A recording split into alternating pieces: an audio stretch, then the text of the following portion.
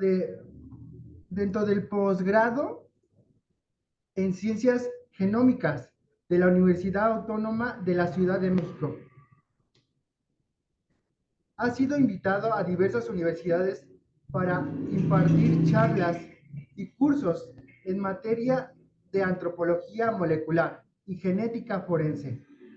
Ha participado en investigaciones relacionadas al estudio del ADN mitocondrial, el ADN antiguo y el ADN de muestra forense de dificultad. Se ha desempeñado como perito profesional en genética forense. Al día de hoy, se desempeña como jefe del laboratorio de genética del Instituto de Servicios Periciales y Ciencias Forenses del Poder Judicial de la Ciudad de México. Al finalizar la sesión, se les dará un espacio para abordar las preguntas, siempre y cuando sean relacionadas con el tema abordado. Por último, se les recuerda a quienes requieran la constancia y no la han solicitado, aún lo pueden hacer. Se les brinda el número para que lo puedan abordar. El número es 55 71 69 33 21. Sin más, le cedo la palabra al maestro Mauro López. Hola Isaac, muy buena tarde. Espero me escuchen bien. Es un gusto estar con ustedes. Yo les agradezco mucho la invitación que me hacen. Y bueno, ¿qué les parece si un poco para poder acompañar las ideas que pretendo platicar con usted, eh, pudiera subir una presentación un poco para que sirva de esta manera para acompañarles con lo que les quiero comentar? ¿Ok? Ustedes me dicen si se ve correctamente y si se escucha.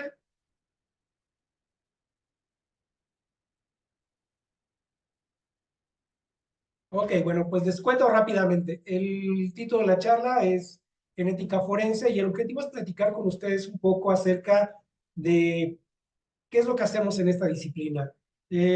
Bueno, yo agradezco amablemente la presentación que me hace Isaac y en ese sentido quiero platicarles que yo me desempeño en un instituto que nos encargamos de hacer identificación humana a través del DNA. El lugar en el que yo me encuentro finalmente forma parte de una de las disciplinas que se tienen con motivo de identificación, no es la única que se tiene aquí en el instituto, y lo que quiero platicarles el día de hoy es justamente cómo es que conseguimos hacer identificación humana a través del DNA. Yo sé que hablar del DNA al día de hoy se ha vuelto muy popular, la realidad es que la manera en que se identifica al día de hoy a las personas o se establecen relaciones de parentesco está relacionada directamente con el uso de esta molécula en particular y creo que tiene atributos muy importantes que van a destacar en el momento en que nosotros hacemos un estudio cuando la información a disposición es limitada y que por tanto las posibilidades de poder identificar se ven comprometidas. Antes de todo esto, quiero platicarles, creo que vale la pena poner en contexto qué es lo que hace la disciplina y quiero contarles en este sentido que la genética forense va a ser una especialidad de las ciencias forenses que va a tener por motivo encargarse de los estudios de herencia biológica problemas de orden legal. Ahora, estos estudios se van a generar a través de la variabilidad genética que nosotros vamos a encontrar presente en el DNA. Es muy importante hacer mención de esto porque si bien la genética involucra muchas formas de herencia, nosotros nos vamos a ocupar finalmente de determinar cuáles son esos cambios o diferencias que encontramos en el DNA y a partir del cual nosotros estaríamos identificando una persona. Creo que también vale la pena referir cuál es la misión que tienen los laboratorios forenses. Quiero platicarles que esto no solamente es una misión que van a tener los laboratorios en materia de genética, realmente estoy platicando acerca de cuál es la misión que tiene cualquier laboratorio en materia de procuración de justicia y quiero decirles que finalmente va a ser apoyar con imparcialidad la construcción de ofensores.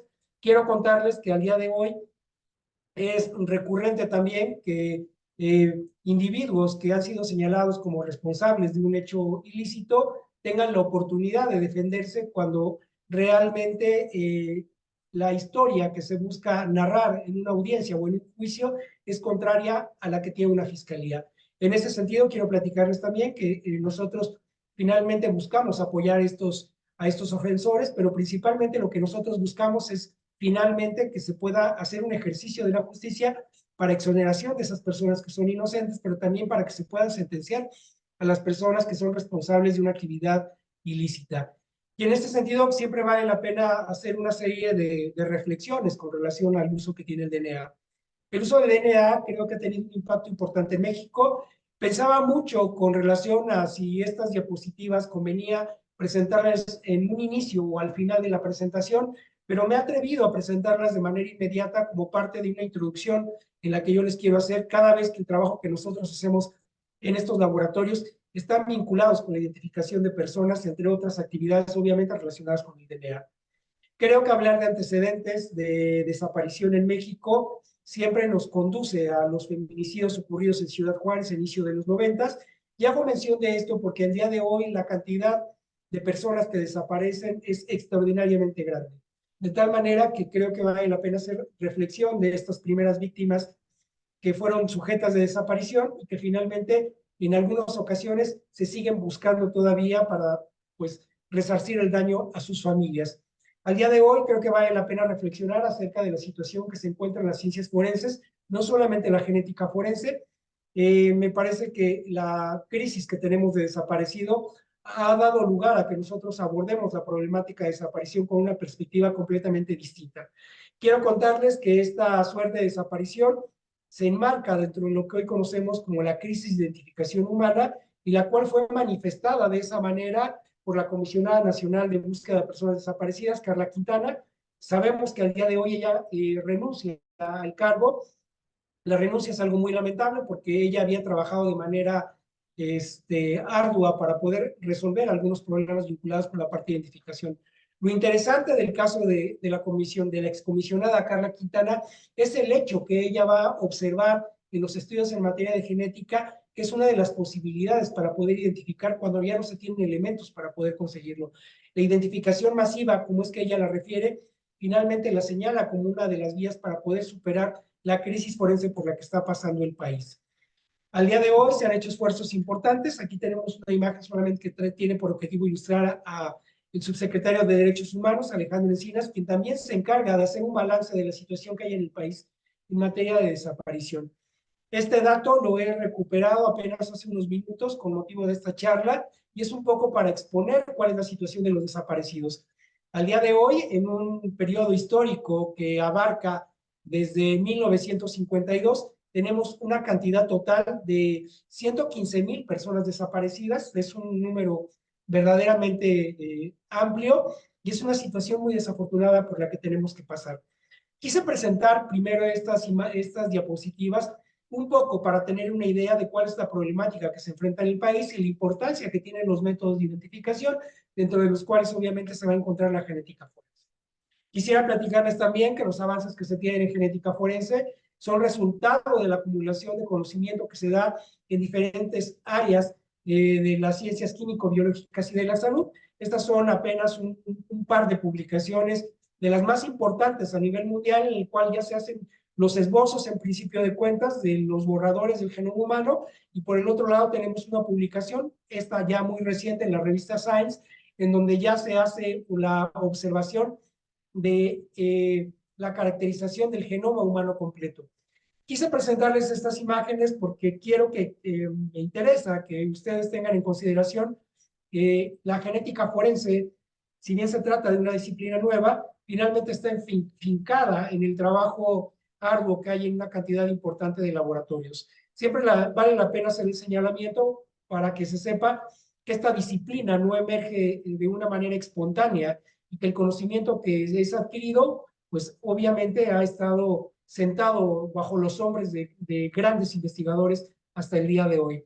Quiero platicarles también un poco a manera de introducción que el material genético que nosotros estudiamos y que se conoce como ácido desoxirribonucleico, se trata de una molécula que estará presente en todos los organismos vivos. Quiero hacer anotación de esto porque creo que estas particularidades dan lugar o dan oportunidad que nosotros podamos identificar personas sin importar qué tipo de tejido o fluido biológico tengamos a disposición para poder generar estos perfiles genéticos y utilizarlos finalmente como un punto de referencia para poder determinar estas relaciones de parentesco.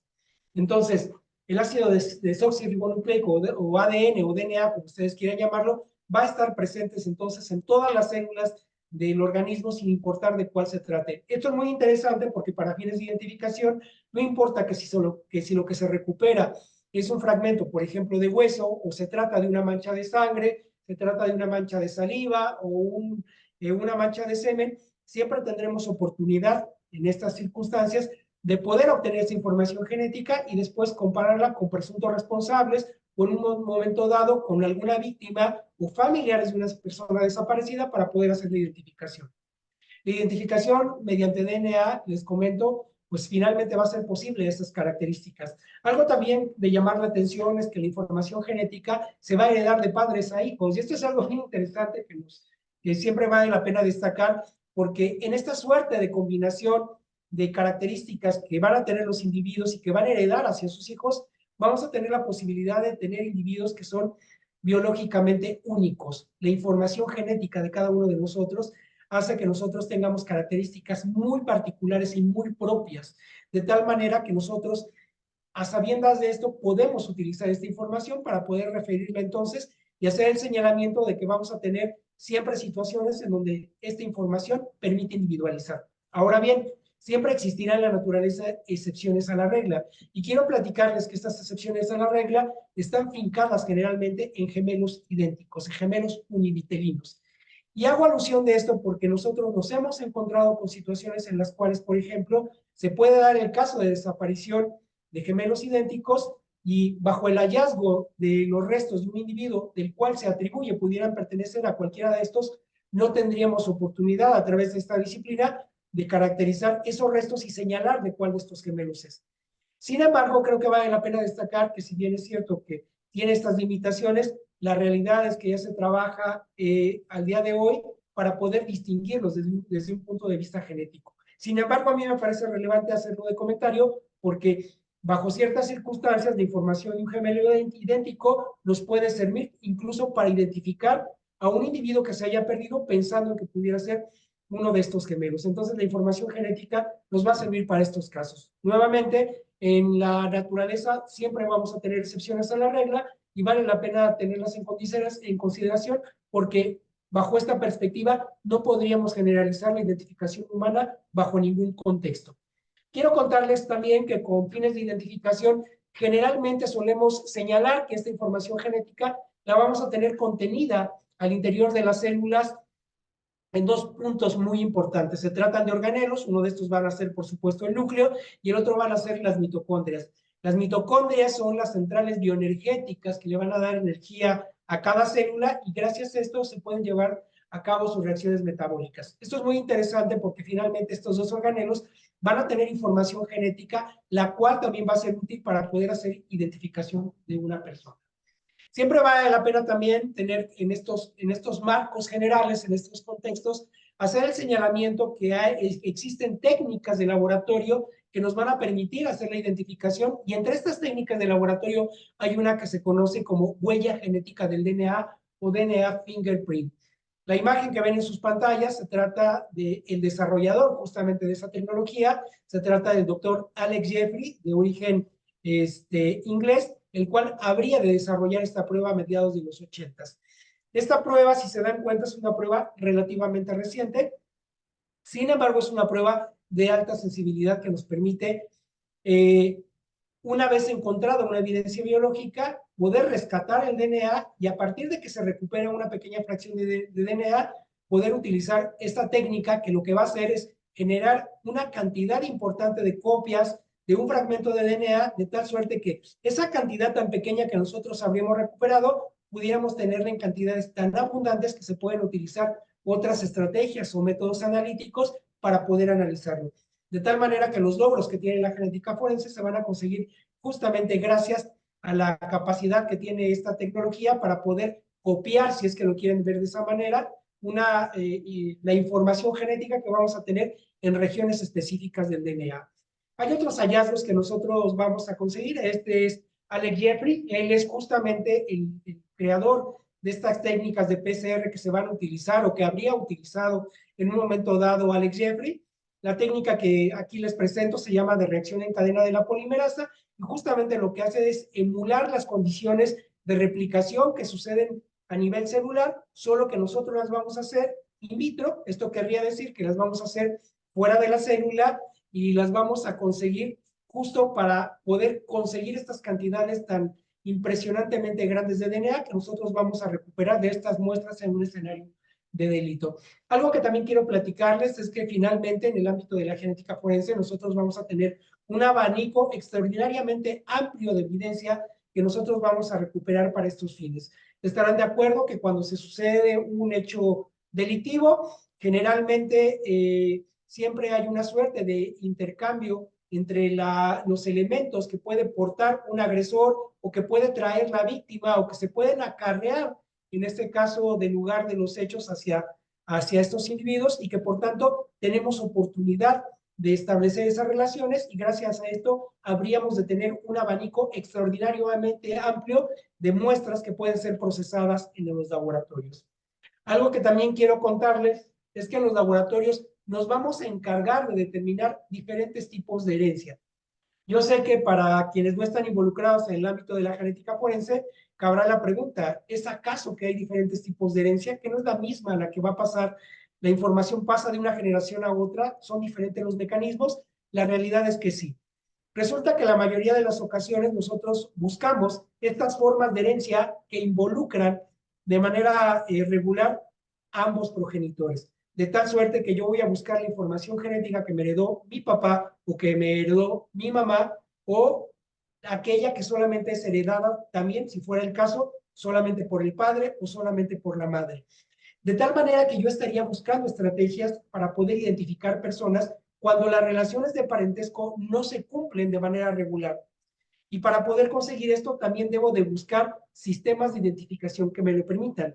En esta diapositiva, muy probablemente puede ser un tanto confusa, pero quiero contarles con esto, aunque yo sé que puede ser un poco difícil de interpretar. Lo que yo quiero dejar en claro con esto es que lo que yo voy a estar buscando son formas o marcas que yo voy a encontrar en el DNA y que voy a utilizar justamente para hacer la identificación. De manera general, nosotros utilizamos marcadores genéticos que se conocen como repetidos cortos en tándem.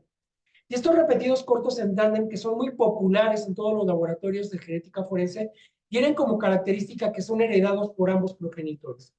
Y por tanto, me van a poder funcionar para poder analizarlos ya en un laboratorio y determinar si unas características que pudiera tener una persona han pasado a la siguiente generación. Otro de los tipos de mutaciones, como es que le llamamos estas características que vamos a encontrar en el DNA, es la de determinar fenómenos de mutación.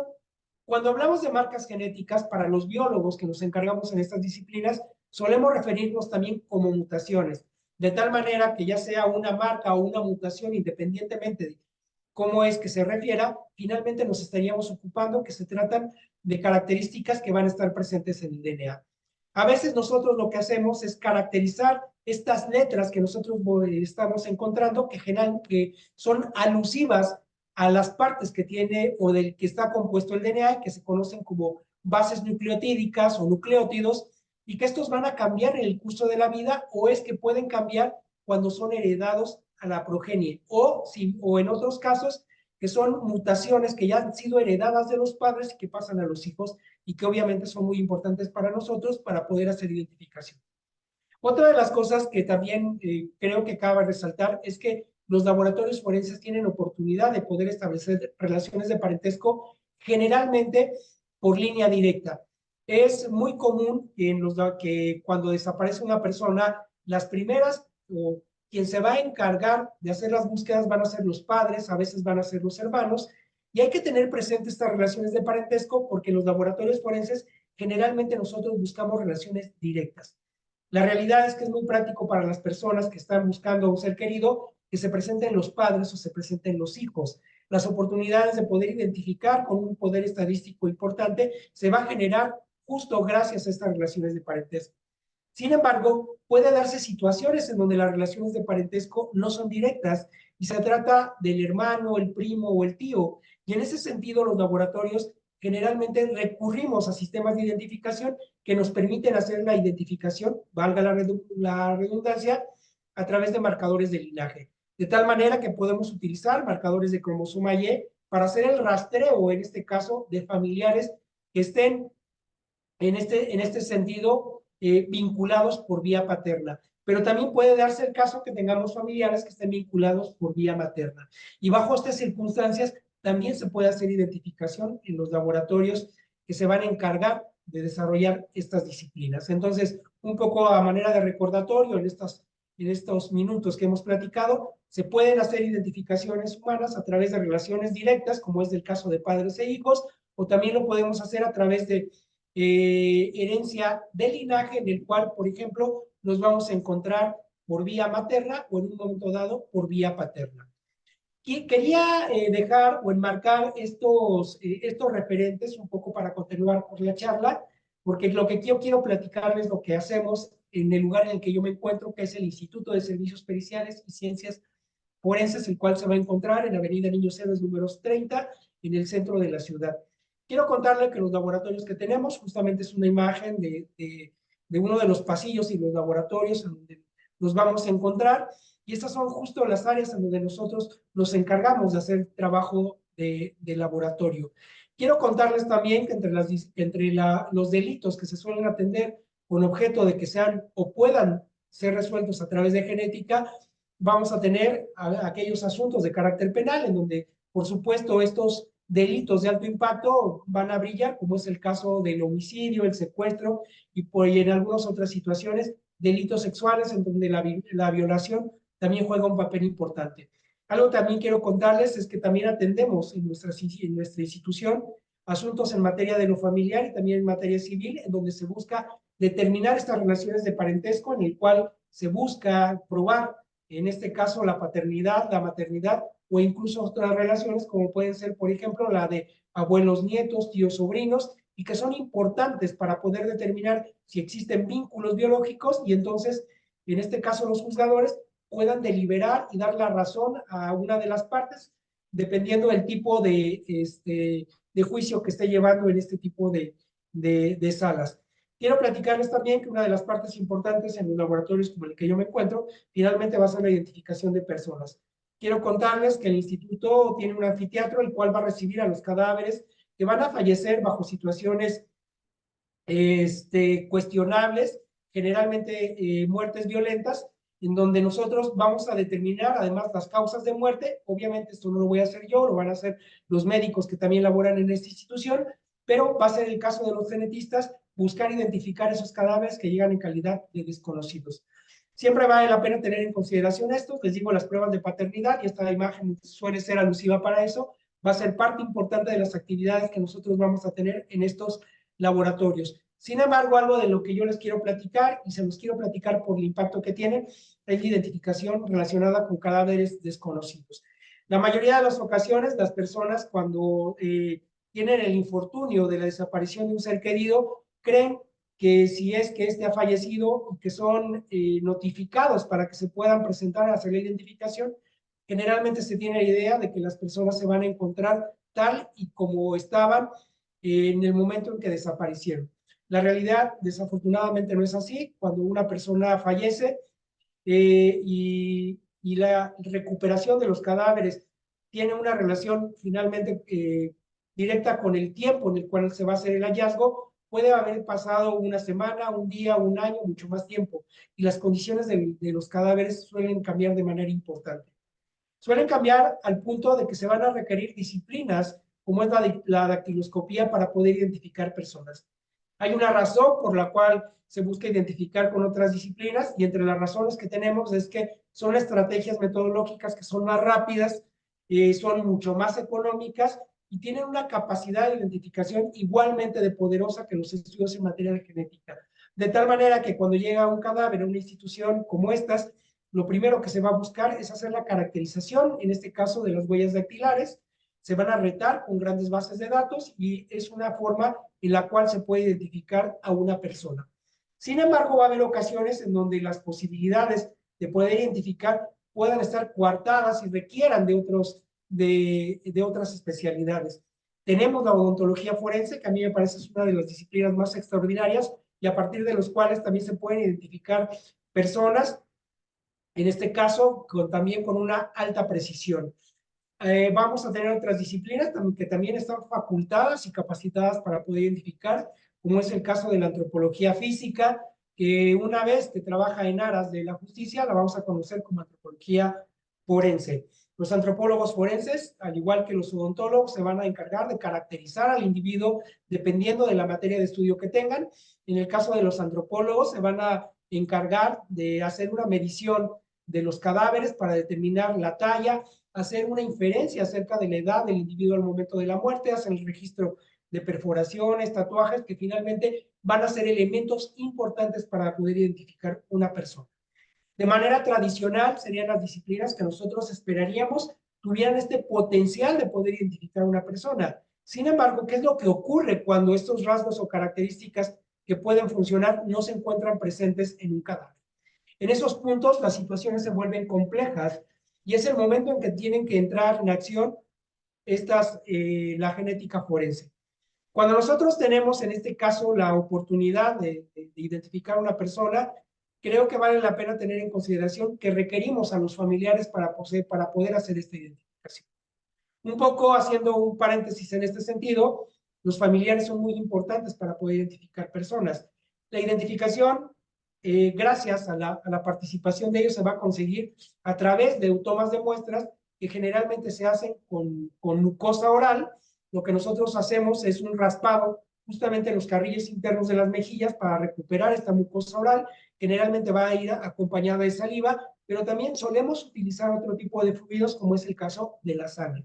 Al día de hoy, muchos laboratorios se van a encargar de procesar muestras de sangre y esto se hace así porque resulta que las técnicas que se tienen para poder generar perfiles genéticos, muchas de estas están estandarizadas con sangre y se han puesto a punto en el cual se pueden generar perfiles rápidamente con bajos recursos y es por eso que muchos laboratorios también han encontrado que el uso de sangre sea uno de los elementos de mayor recurrencia para poder generar perfiles genéticos. Una vez que nosotros recuperamos muestras de sangre o saliva, estas se ponen a secar. Lo que nosotros tenemos aquí son estos dispositivos en los cuales vamos a recolectar sangre. Se tratan de tarjetas especiales que se desarrollan con un papel procesado en el cual van a proteger las muestras. Se disponen aquí las muestras, se ponen a secar y entonces pueden ser procesadas. En otras ocasiones vamos a tener estos citocepillos o hisopados bucales, donde recuperamos la saliva de la boca. De la misma manera se ponen a sequedad y una vez que están secas pueden ser almacenadas, resguardadas y protegidas y estarán listas también para su procesamiento.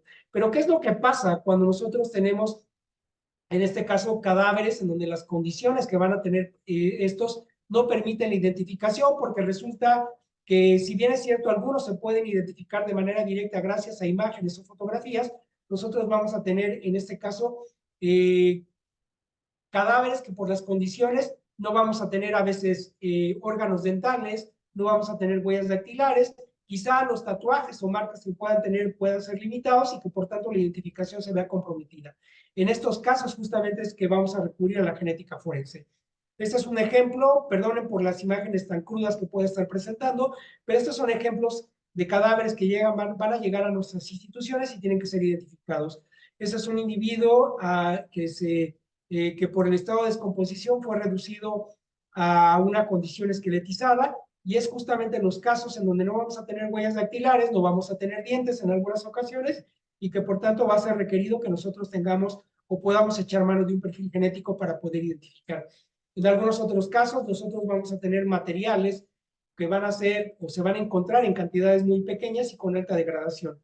Estarán de acuerdo que para un antropólogo físico, por ejemplo, podrá determinar si un fragmento de hueso, por ejemplo, pueda corresponder a un individuo como tal, o pueda discriminarlo si es que se tratan de huesos que correspondan a algún animal o algún otro organismo que se haya encontrado en las inmediaciones donde se suscitó un hecho delictivo y que finalmente tienen que ser caracterizadas. En estos casos, los antropólogos nos pueden indicar con precisión si se trata de una persona, pero el hecho de que él pueda identificar un fragmento de un hueso no significa que pueda identificar a una persona. Y es justamente aquí donde nosotros vamos a entrar a trabajar con estos materiales para poder caracterizarlos desde un punto de vista genético. Hay ocasiones en donde los antropólogos hacen un trabajo extraordinario, al igual que los odontólogos, pueden determinar, por ejemplo, si un fragmento de hueso guarda relación anatómica con un individuo. Y en estos casos, nuevamente, el señalamiento queda ahí. Efectivamente, están confirmando que se trata de una persona, pero no pueden identificarlo, dada la cantidad o el daño que pueda tener estos materiales. En algunas ocasiones nos han remitido restos, como es el caso de un fragmento de vértebra, en el cual los antropólogos incluso pueden señalar cuál es el tipo de vértebra de la que se trata y, sin embargo, no pueden dar más información. En algunas otras ocasiones podemos tener, por ejemplo, órganos dentales y estos, de nueva cuenta, pueden ser a veces elementos únicos con los cuales no se puede identificar y es la razón por la cual nosotros tendríamos que identificar a un individuo. Hay otras ocasiones en que nosotros vamos a tener restos que son enviados a los laboratorios, como se puede tratar, por ejemplo, de un dedo, de una oreja, y bueno, estas extremidades anatómicas finalmente tienen que ser analizadas y justamente también nosotros vamos a tener oportunidad de poder hacer eso. Al día de hoy existen criterios de toma de muestra con los cuales nosotros buscamos tomar la muestra idónea para poder generar estos perfiles genéticos. Aquí tenemos un ejemplo de un caso de un cráneo, donde, por ejemplo, nosotros estamos buscando recuperar esas regiones o esos materiales que nos puedan permitir identificar a una persona. Quiero platicarles que si bien es cierto, como les comentaba al inicio de la charla, cualquier muestra tiene el potencial de generar un perfil genético, no todas las muestras tienen oportunidad de poder obtenerlos. Y esto es así debido a diferentes cuestiones. Algunas son intrínsecas, es decir, son particularidades de estas muestras. Estos casos de manera recurrente, en donde no se pueden obtener estos perfiles genéticos, se van a tratar de muestras altamente degradadas, van a tratarse de muestras que quizá por el tamaño que pueda tener esta muestra, van a dificultar generar un perfil genético. Lo comento porque finalmente hay una idea o una creencia que sin importar la cantidad, el deterioro o daño que pueda tener el material biológico, no importa, este puede dar lugar a resultados exitosos en un laboratorio y quiero platicarles que esto muchas ocasiones no es cierto. Hay casos en donde nosotros vamos a tener materiales que por el daño que estos pueden tener, no se puedan generar perfiles genéticos y si se consiguen, serán perfiles genéticos parciales. Y es algo que hay que tenerlo muy presente. Cada vez que las tecnologías tienen limitaciones y muchas ocasiones las personas suelen confundirse y pensar que esas limitaciones son franqueables por los analistas forenses y que pueden generarse resultados. Desafortunadamente, esto no lo va a hacer.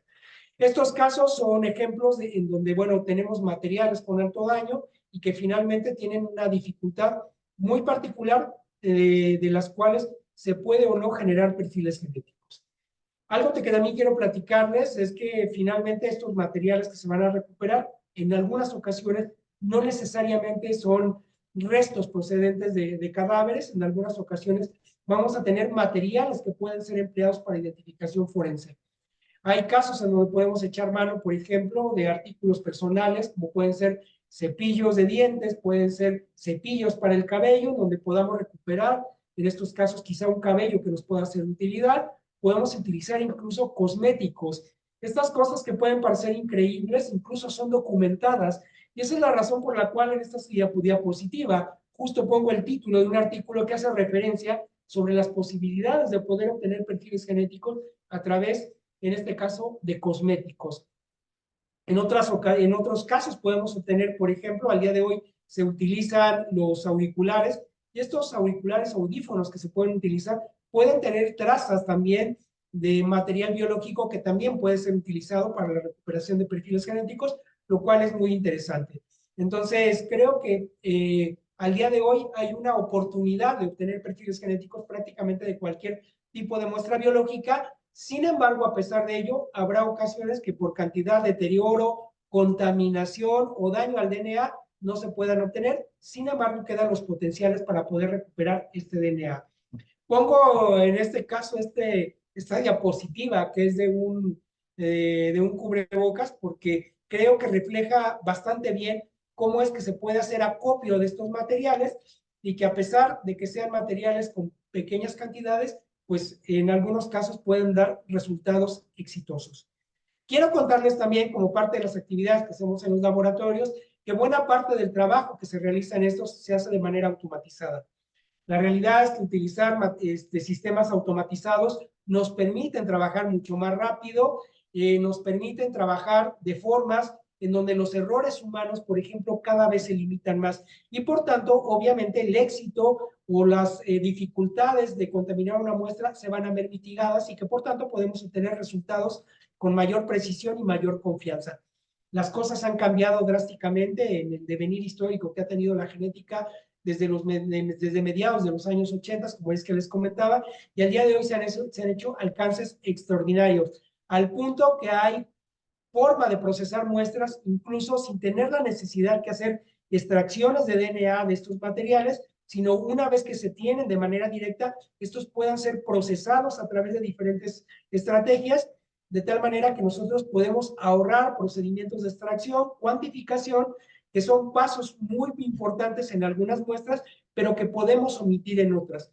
Y de esta manera podemos hacer un tren de trabajo omitiendo procedimientos y generando perfiles genéticos en el menor tiempo posible y que por tanto dando una respuesta mucho mayor. Nuevamente, lo comento porque creo que vale la pena destacar que al día de hoy las tecnologías nos permiten trabajar con mayor prontitud. Yo sé que seguramente vendrán preguntas sobre que si se trabaja tan rápidamente, ¿por qué se tarda tanto en la emisión de un dictamen? Por ejemplo, cuando nosotros tenemos una persona desaparecida, hemos ido a dar una muestra biológica y buscamos la confronta. Y esto obedece a otra problemática también que tenemos en los laboratorios forenses y que siempre vale la pena destacar y que tiene que ver con varios factores. Uno de ellos van a ser las cargas de trabajo que van a tener los peritos en las fiscalías, o en los laboratorios, como es el caso en el que yo me encuentro, que no pertenece a una fiscalía, pero que se ocupa también de dar respuesta a problemas de índole legal. Y bueno, otro de los problemas también no solamente son cargas de trabajo, sino es que pueda contar con toda la tecnología óptima para poder generar estos resultados. En algunas otras ocasiones hay laboratorios que pueden tener problemas con el abastecimiento de reactivos para poder procesar. Otros de los problemas, por supuesto, van a ser falta de entrenamiento, y entonces la suma de estas cosas pueden dar lugar a que los tiempos de respuesta se vean limitados. Y esto lo comento no con objeto de buscar excusas o disculpas en los casos en donde las periciales tienen tiempos en los cuales se retrasa demasiado la respuesta, sino un poco más para entender cuáles las vicisitudes o problemas que tienen que enfrentar en este caso los peritos en algunos laboratorios. Finalmente, lo que nosotros buscamos es generar gráficos como estos. Esto es lo que se conoce como un electroferograma. Este gráfico tiene por objetivo o por intención que nosotros podamos identificar a las personas. Estos son gráficos de diferentes sistemas de identificación. Del lado de su pantalla, en el lado izquierdo, tenemos uno de los sistemas de tipo STR que se obtienen para poder generar perfiles genéticos, y de la parte derecha tenemos un sistema de identificación de inserciones de lesiones. Quiero contarles que finalmente a mí lo que me interesa en esta charla es que ustedes tengan en consideración que se utilizan diferentes sistemas de identificación.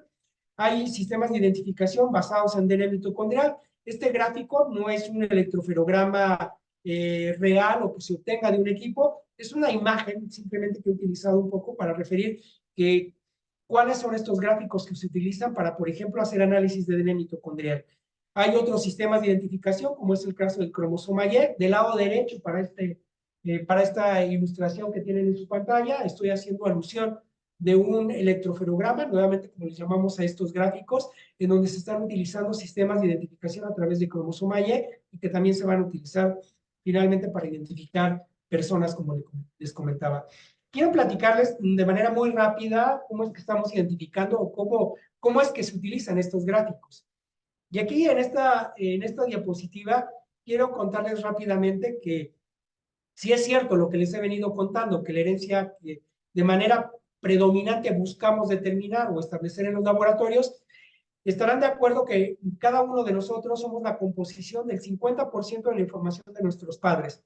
Imaginen que el individuo que tenemos en el medio, en este caso, para este ejemplo en particular, se trata de un individuo femenino ha recibido la información genética de sus padres. Si es cierto que recibe la mitad de la información, entonces estaría recibiendo de cada uno de ellos esa mitad. Para el primer, en este caso, recuadro que tengo y que estoy señalando en este caso con el cursor, esta A que aparece es el acrónimo de una proteína que se encuentra en el esmalte de los dientes que se llama melogenina. Algo bien interesante de la melogenina es que está presente en el cromosoma X y en el cromosoma Y de las personas. Y quiero platicarles que se utilizan justamente estos cromosomas sexuales para determinar el sexo de las personas. En el caso de los individuos femeninos van a presentar dos cromosomas X, mientras que para el caso de los individuos masculinos van a presentar un cromosoma X y un cromosoma Y. Si es cierto que la información genética se hereda de una generación a otra, sí, quiere decir que este individuo, si se dan cuenta, solamente aparece una X. No es que tenga una, realmente tiene dos, pero son iguales, y los equipos la registran como una sola cosa, pero realmente cuando solamente tenemos un pico, nos estamos refiriendo que se tratan de dos marcas genéticas que son idénticas, que son iguales. Entonces, este individuo es un individuo femenino, tiene dos X. Si tiene dos y tiene que heredar el 50%, pues entonces estarán de acuerdo que la progenie tendrá un marcador ese X. En el caso del individuo masculino es más fácil, en este caso, predecir qué es lo que puede heredar. Él puede heredar un cromosoma X o un cromosoma Y. En este caso, él ha heredado un cromosoma X. Por tanto, este individuo se trata de un individuo femenino porque tiene dos marcadores X. Nuevamente, para que no se me pierda. Quedamos entonces que cuando veamos un pico, quiere decir que tenemos el mismo, pero por repetido. ¿Estamos? Entonces, este individuo ha heredado la mitad, en este caso tiene dos X, hereda uno, este tiene un X y un Y, hereda uno, y tenemos un individuo femenino que tiene dos cromosomas X. En este marcador, quizá las cosas empiecen a ser todavía más claras. Tenemos un individuo que tiene dos marcas genéticas que curiosamente también le heredaron sus padres. Él tiene, en este caso, una marca que yo la estoy identificando con el número de 15 y 17. En este caso, por ejemplo, este individuo va a heredar el 17, pero curiosamente la otra parte también tiene un 16 y un 17. Curiosamente los dos heredan el 17. Realmente este individuo tiene dos marcadores 17. Uno le pertenece a la mamá y otro le pertenece al papá. En el siguiente marcador genético, si se dan cuenta, los tres son distintos. En este caso, la madre va a tener el marcador 1418.3, mientras que el presunto padre, o en este caso el padre, si es que quieren verlo también de esa manera, tiene el marcador 15 y el marcador 17.3. En este ejemplo, la madre era el 14 y el padre era el 15. Para el siguiente ejemplo, la madre habrá de heredar el marcador, puede haber heredado el 11 o el 18, pero para este caso en particular, yo sé que heredó el 11, y sé que heredó el 11 porque la única posibilidad que pudiera tener esta hija un 18 es por el que le haya heredado el padre, y justamente aquí lo tiene. En el siguiente marcador va a tener la madre dos marcadores 9, es decir, tiene 9, 9, hereda 1, en este caso el padre tiene 9, 13, también hereda 9, y por tanto ella va a tener 9, 9. En el siguiente marcador está muy interesante también, si se dan cuenta aquí, los tres son distintos. La madre tiene los marcadores 11, 13, ella hereda el 13, mientras que para el padre va a tener los marcadores 10 y 21, y ella hereda el 11. Bueno, si se dan cuenta, se están cumpliendo con combinaciones esperadas en un tipo de herencia que nosotros llamamos mendeliana o codominante, en el cual van a participar ambos progenitores. Y en estos casos, nosotros vamos a hacer un comparativo no solamente con este número de marcadores, vamos a hacer comparativos generalmente con más de 20 marcadores genéticos. Al día de hoy se ha establecido que para poder establecer estas relaciones de parentesco se tenga un mínimo de 13 marcadores genéticos, y al día de hoy los laboratorios suelen utilizar más para que el poder estadístico de la prueba sea mucho más robusto. En el caso de los marcadores de linaje que les platicaba, como es el caso del cromosoma Y, aquí tengo un marcador que en este caso, por ejemplo, es el mismo que va a tener el padre con relación al hijo. Y es el mismo porque resulta que en los marcadores de linaje no se generan fenómenos de recombinación, es decir, la herencia pasa de una generación a otra exactamente igual. Esto quiere decir que en el caso de los individuos masculinos, el cromosoma Y es el mismo de sus hermanos, siempre y cuando estén vinculados, claro, por vía paterna. El cromosoma Y va a ser exactamente el mismo que su padre, va a ser el mismo que el abuelo, que los tíos, que los primos, siempre y cuando esté vinculado por vía paterna. y esto es algo creo que vale la pena destacar. Quiero platicarles también que dentro de los estudios en materia de genética, al día de hoy se busca que la información quede protegida de ley. Hay disposiciones de ley, hay una serie de leyes, la Ley de Protección de Datos Personales es una de ellas, busca proteger la información de las personas que van a donar una muestra para identificar un individuo o van a donar una muestra para un estudio y prueba de paternidad. Entonces, quiero contarles finalmente que esta información queda protegida. Y algo más de destacar en este sentido es que toda esa información, además, es tratada estadísticamente con motivo de generar, en este caso, un respaldo en donde la prueba sea tratada de manera matemática a través de estadística para determinar cuál es la probabilidad que una persona efectivamente mantenga una relación de parentesco con otro. Históricamente, obviamente, desde que se han hecho las pruebas de DNA, han servido para casos extraordinarios. Este es un caso muy interesante que se suscitó en 1993 en los Estados Unidos, donde habrían de morir 69 adultos y 17 menores de edad, de los cuales solamente uno de ellos no pudo ser identificado. Sin embargo, gracias a estos estudios, más de 50 individuos fueron identificados solamente a través de estudios de DNA, lo cual me parece muy interesante. El DNA se ha utilizado también para identificar asesinos seriales. En México tenemos historias muy lamentables.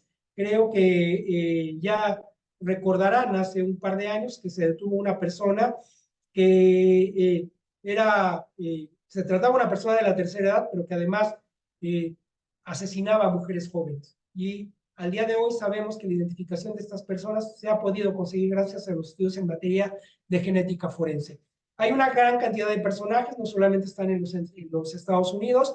Pongo estos casos porque tienen una relevancia significativa a nivel mundial, pero la realidad es de que los casos de identificación de agresores o de personas fallecidas se pueda saber también, curiosamente, a través del tiempo.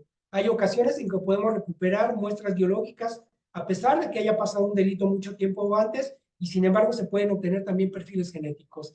La identificación no solamente tiene que ver con identificación de personas, también se pueden identificar especies. Hay que entender también que hay delitos que no solamente están relacionados con las personas, como son delitos de tipo ambiental, en el cual se busca caracterizar organismos que puedan estar modificados genéticamente. En algunas ocasiones se pueden identificar especies que son contrabandeadas y que están protegidas de ley, y esto se puede conseguir de manera muy importante gracias a los estudios de genética forense. Se han podido identificar especies domésticas. Siempre pongo los ejemplos de perros y gatitos, pero quiero contarles que las especies domésticas comprenden también otros organismos que tienen importancia económica, como es el caso del ganado vacuno, caprino, porcino, en donde se generan en algunas ocasiones demandas por cantidades importantes de dinero, donde se tienen que dirimir en un juzgado y se tienen que establecer, en este caso, relaciones de parentesco también con otras especies animales, que generalmente van a ser especies domésticas. Los estudios en materia de genética tienen un impacto mucho mayor. Se suelen utilizar también para hacer caracterización, por ejemplo, de rasgos o patologías que incidan en el ámbito pericial, como es el caso de los suicidios. Entonces, también funciona la genética forense para eso. Al día de hoy hay países, desafortunadamente no se realizan en México, pero hay países donde desarrollan algo que se conoce como autopsias moleculares, en donde pueden determinar la presunción de causas de muerte si es que éstas se han suscitado por alguna enfermedad de la cual no pueda ser fácilmente observable, en este caso, por los médicos forenses. Casos como son las muertes súbitas en menores y que generan muchos problemas a veces para poder ser caracterizados por parte de los médicos. Ya hay lugares en donde pueden ser atendidos justamente por genetistas para ver cuál es la frecuencia de estas enfermedades o qué tan posible es que se hayan sucedido de esta manera. Estudios donde se puede determinar la capacidad que tiene el cuerpo para metabolizar drogas, también ya se utilizan estos sistemas.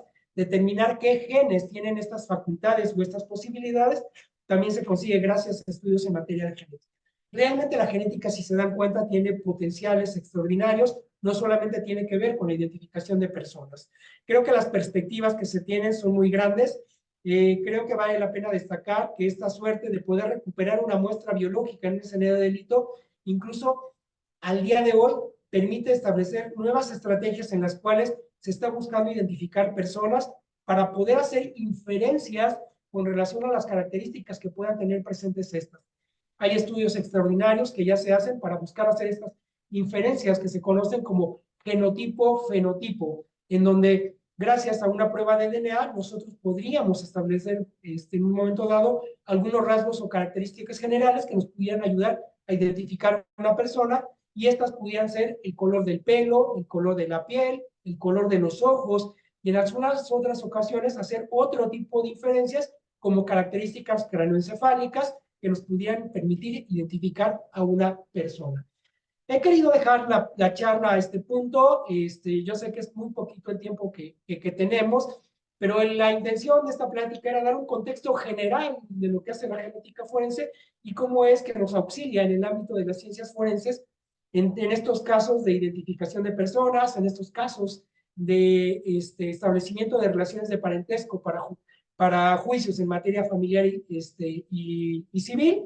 Y bueno, cómo vienen a ayudar estas estrategias para que nosotros podamos resolver problemas en donde estas disciplinas tradicionales como es la antropología, la dactiloscopía o odontología pueden verse superadas. Y bueno, por mi parte es todo. Yo les invito, si es que hay alguna duda o alguna pregunta que ustedes quieran hacer en este sentido con relación a esta plática, yo estaría encantado de poder platicar con ustedes si es que hay alguna duda con respecto a esta charla que se ha dado el día de hoy.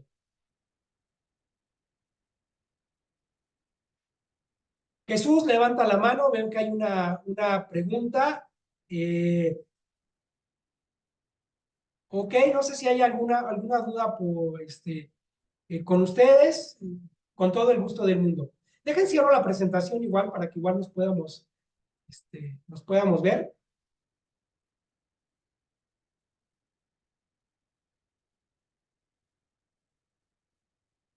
Ok.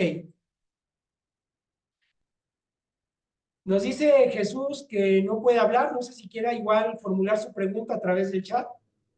Y yo creo que sería también bien enriquecedor, ya sea leerlas o escucharlas, como ustedes gusten.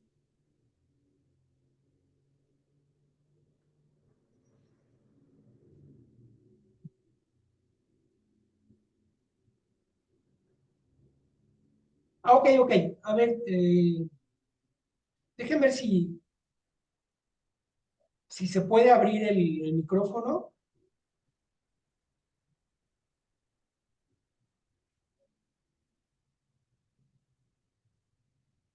Yo no tengo atributos para poder abrirlo, pero no sé si alguien del ICESEM pueda abrir el micrófono para los compañeros.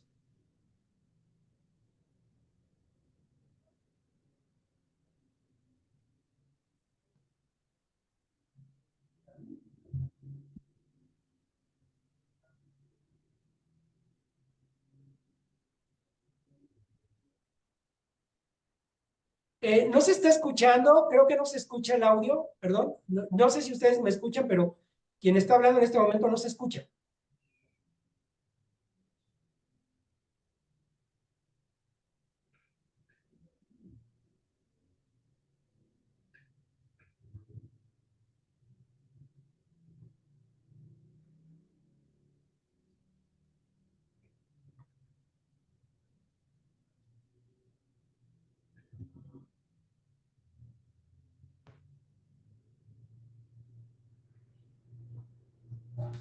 Bueno, ¿sí se me escucha? Ahora sí ya. Ok, sí, mire, me comentan que pueden realizar sus preguntas y ya tenemos una aquí de Alaida Castelán. Dice, en caso de un fragmento óseo para que entre genética, ¿cómo nos explico? ¿Cuál sería el método más eficaz? Ok, déjenles cuento rápidamente. En el caso de restos óseos hay toda una problemática que valdría la pena contar.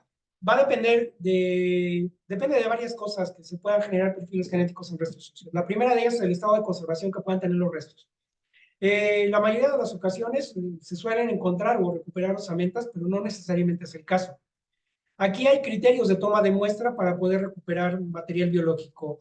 La bibliografía dicta que son las regiones medias de huesos largos, generalmente hueso compacto, las mejores muestras para poder generar perfiles genéticos. Sin embargo, yo quiero platicarles que va a depender de otras cosas. Realmente depende del daño que tengan los materiales.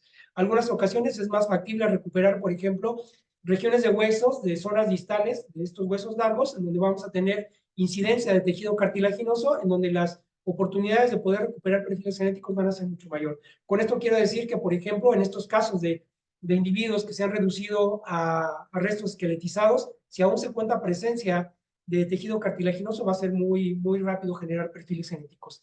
Van a depender mucho de las condiciones. Ahora, cuando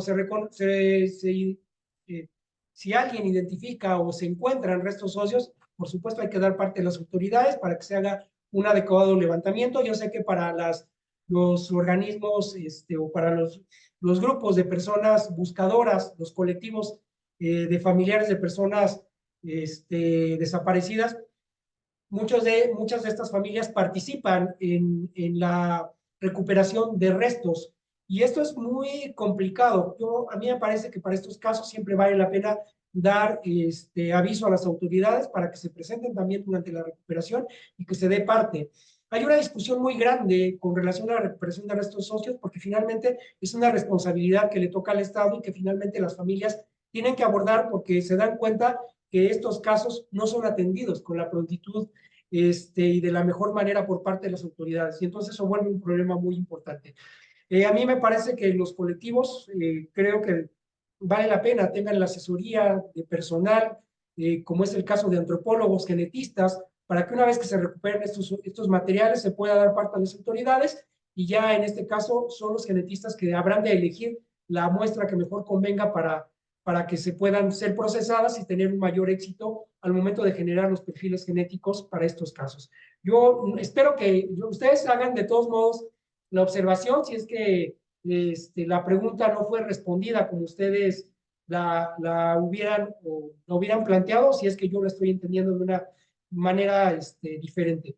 Hay otra pregunta que tiene que ver con delito sexual. Dice, para una identificación en una violación del presunto violador, es necesario que además de realizar el perfil del cromosoma Y, se deba hacer perfil de cromosoma autosómico. Quiero platicarles que sí.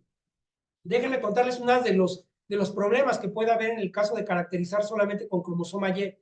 Uno de los problemas que tiene cromosoma Y es que es un marcador que no permite caracterizar a plenitud un individuo, es decir, no es individualizante. Y este es un problema muy serio porque estarán de acuerdo que el cromosoma Y estará en todos los individuos que están relacionados con uno por vía paterna. Esto quiere decir que todos mis hermanos, por ejemplo, tienen mi mismo cromosoma Y. Mis primos tienen el mismo cromosoma Y.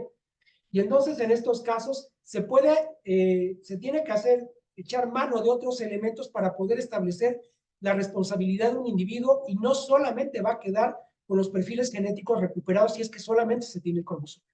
Lo comento porque generalmente se tiene la idea que genética es la prueba, incluso le llama la prueba reina, lo cual me parece muy lamentable porque todas las disciplinas tienen una importancia equivalente. Y quiero contarles esto porque finalmente cuando se hace un estudio en materia de genética se tiene que echar mano de otras disciplinas para poder hacer la construcción de un hecho delictivo y finalmente el juzgador tenga los elementos necesarios para poder determinar responsabilidades. ¿Se requiere de un perfil autosómico? A mí me parece que sí. Y hay estrategias metodológicas en los laboratorios de genética forense para poder, en este caso, aislar, en el caso, por ejemplo, de violación, cuando hay presencia de semen, aislar células espermáticas y a partir de ahí obtener el perfil genético del agresor. Sin embargo, hay otros problemas que hay que tener en consideración. ¿Qué pasa cuando hay más de un agresor? Cuando hay más de un agresor, la generación de perfiles autosómicos puede verse complicada. Lo que vamos a obtener en estos casos van a ser perfiles contaminados y por tanto la presencia del cromosoma Y suele ser muy importante. ¿El cromosoma Y va a estar contaminado de otro cromosoma Y? Sí. Sin embargo, se puede establecer también la presencia, vamos a tener dos perfiles mezclados que se pueden discriminar o pueden estar contenidos y pertenecer, por ejemplo, a un probable agresor y además, bueno, acá se tendrá nuevamente que echar herramientas de otras alternativas, pero lo interesante del caso es que podríamos determinar en estas violaciones multitudinarias, por ejemplo, la presencia del número de individuos que participaron. Entonces, hay oportunidad de hacer diferentes cosas, pero si me preguntan a mí, ¿es necesario obtener el perfil autosómico en un delito sexual? Por supuesto que sí. De hecho, el caso del cromosoma Y es un sistema de respaldo para los perfiles autosómicos. Entonces, a veces solamente hay oportunidad de cromosoma y bueno, se tiene que hacer así, no queda de otra, claro. Hay que recordar que los delitos sexuales no solamente son, se trabaja con fluido seminológico, podemos trabajar también, por ejemplo, con mezclas de saliva, y en estos casos, si solamente tenemos un agresor, quizá la única alternativa sea cromosoma Y. Entonces, va a depender del caso que se presente, pero siempre es recomendable tener marcadores autosómicos. Hay otra pregunta que nos hace Jesús, dice, el juez acuerda la toma de muestra de DNA tanto al abuelo como a la abuela con el nieto. Sin embargo, el abuelo no es el padre biológico del padre fallecido. Entonces, al hacer el estadístico en conjunto, la conclusión es que no existe relación de parentesco. Es una buena pregunta. Sigo leyendo. Del difunto padre del menor, en este caso refiriéndonos al nieto, la estadística de la abuela con el nieto sale incluso con un porcentaje del 27%, que sería lo conveniente realizar. ¿Qué sería lo conveniente realizar en este caso? Sería conveniente que se le haga el perfil genético a la madre del menor en conjunto con la abuela paterna. Déjales cuento cómo se... Esto es lo que conocemos como casos complejos. Déjenles cuento, está bien interesante el planteamiento porque en la práctica suele ocurrir. Siempre que se hace un estudio en materia de paternidad, siempre se solicita que participe la madre en el estudio. El objetivo de que participe la madre es que se discrimine el 50% de la información de ella y solamente quedarnos con el 50% de la información que debió haber heredado el padre biológico. Ahora, en estos casos, puede darse que nosotros no tengamos al padre, entonces podamos echar mano del abuelo. Nosotros podemos hacer un estudio de abuelos, justamente si es que se duda, por ejemplo, del abuelo. Ya no voy a pensar que está o no está, sino que se duda que él sea el padre.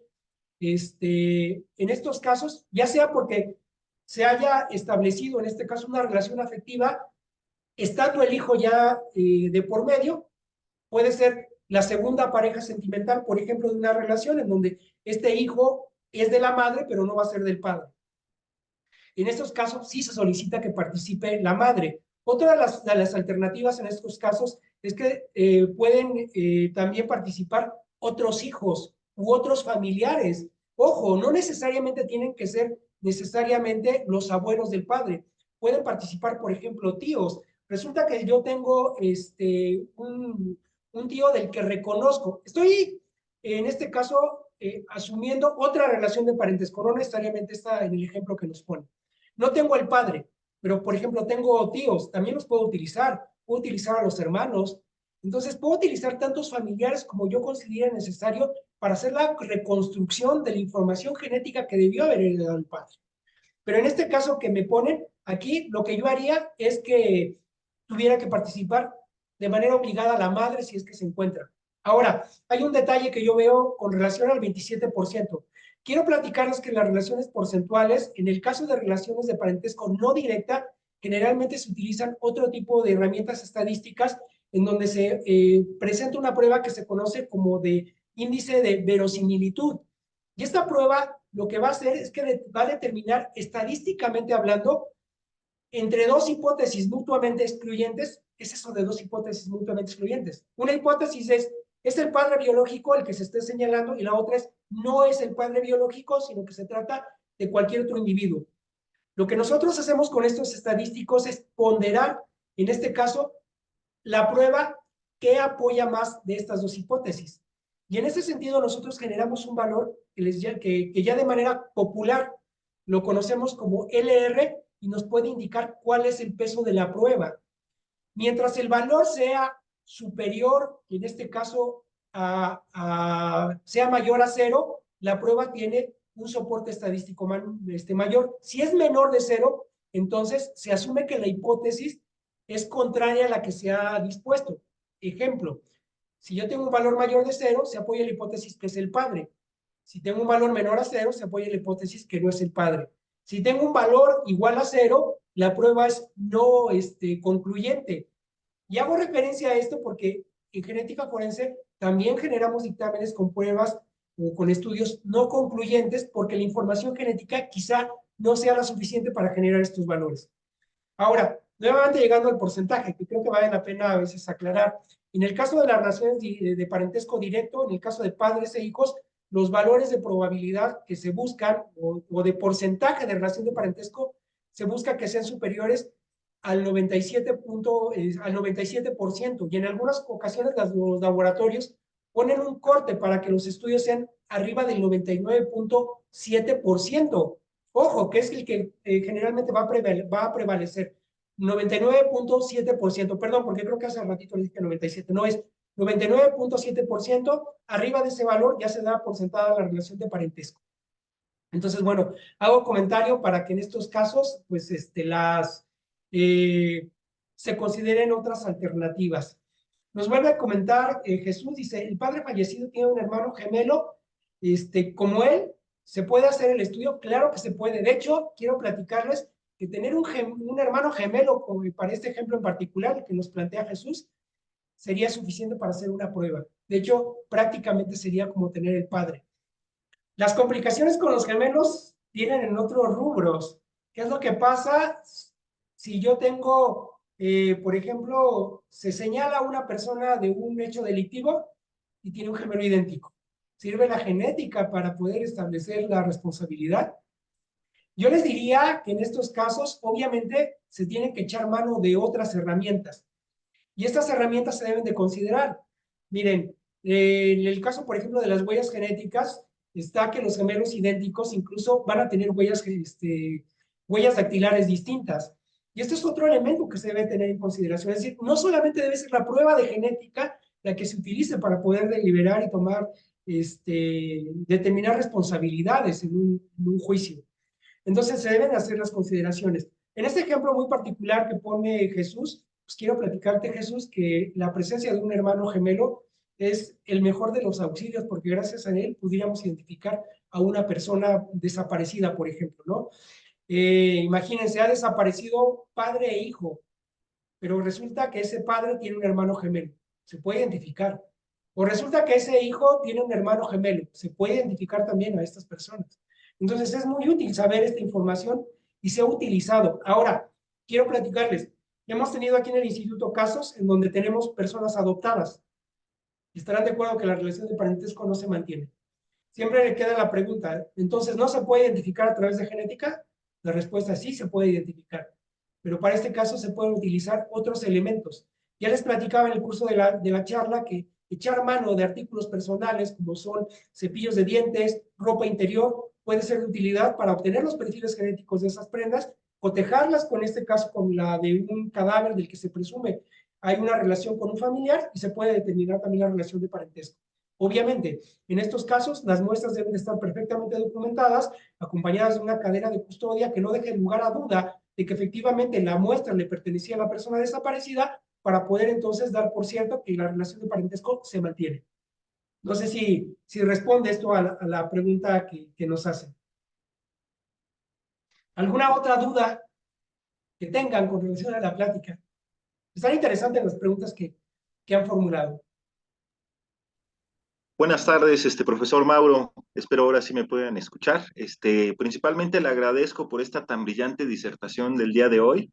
Siempre es un honor y obviamente un gusto poderlo escuchar, de hablar de tan altos temas, tan intereses y sobre todo poder enriquecer pues nuestro ámbito conocimiento en las ciencias forenses.